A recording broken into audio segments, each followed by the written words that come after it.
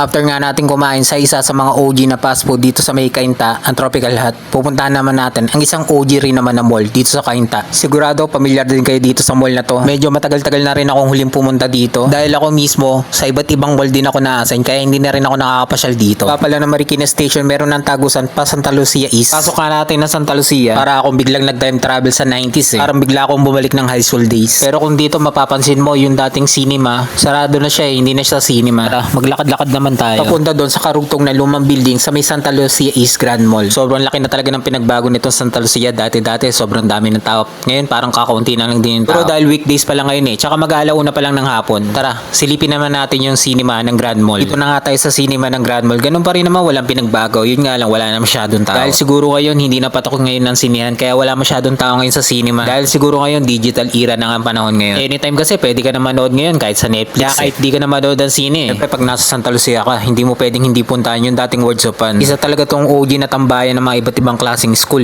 yung Words of Fun. Ganun pa rin yung Words of Fun, same vibes. Marami ka pa rin pagpipilian na pwedeng paglibangan dito. Merong mga video games, meron dito yung sinusuntok, tapos magpapatasan kayo ng score. Tapos syempre hindi mawawala yung bomb guard yan, yung favorite ng lahat. Syempre hindi mawawala yung carousel para sa mga bata. Tapos syempre kung marunong kang kumanta, meron din silang video okay machine. Tsaka syempre hindi mawawala isa sa mga paborito ng lahat, yung parang space gun. Tipong babaril first stage tapos parang hindi namamatay yung kalaban. Tapos di mo na mamalayan yung oras, maggagabi na pala. Syempre dahil nandito na tayo sa Words of Fun, pwedeng hindi natin itatry horror tunnel na hindi nakakatakot. Naalala ko nga bigla nung magkakasama kami ng mga barkada ko dito May isa kasi kaming barkada na bumaba ng tren tapos siya yung nanakot. Tapos bago pala kami pasakayin dito, biniriping muna kami ng isang stop dito Alam mo talaga legit nakakatakot yung horror tunnel nila no? Bawal daw ilabas yung kamay. Tsaka bawal daw mag-video kasi may flash daw yung video. Mabait naman yung stop, nagpaalam nga tayo kasi sabi ko nagbablog tayo so bibideo ko pero walang flash. So ito na mga kapudyer, papakita ko sa inyo yung horror tunnel nila na hindi nakakatakot. Yung mga kaganapan sa loob kung anong nangyari. Syempre malamang sa malamang mga babae lang naman yung matatakot dito.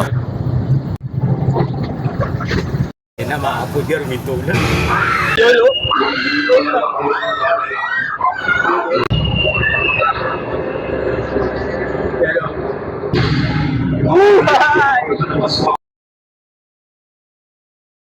At putang ina, nagulat din ako doon. Bigla may humawak sa kamay ko Hindi naman nakakatakot pero nakakagulat. Siyempre, last stop natin yung food court. Titignan natin kung ano pwedeng food tripin dito sa food court. Siyempre, walang pinagkaiba sa dati. Same old days pa rin yung mga sizzling plate. Siyempre, nakapili na tayo yung Flaming Pranks. Kaya pala Flaming Pranks yung pangalan nila kasi alakas makaprank. Yung tipong akala mo sa sizzling plate kakakain. Kasi pangalan pa lang yung Flaming Pranks na Yung pala sa plastic plate kakakain. Naman, wala namang problema doon. Kaya pala, in-order natin yung pork chop na may breading. Tapos may itlog. Tapos may fried rice. Tapos meron na rin silang priso. Minsan talaga masarap din balikan yung nakaraan. Ibang wala kang iniisip yung pagdating ng school, kakain ka, matutulog, lalabas. Tapos dito tatambay ka sa Santa Lucia pag galing mong school o kaya magkakating kayo. Ang sarap din bumalik dito sa Santa Lucia Kahit sabihin pa na iba na maraming mas magandang mall kaysa sa Santa Lucia. Iba pa rin yung naiwang memory sa akin ng Santa Lucia.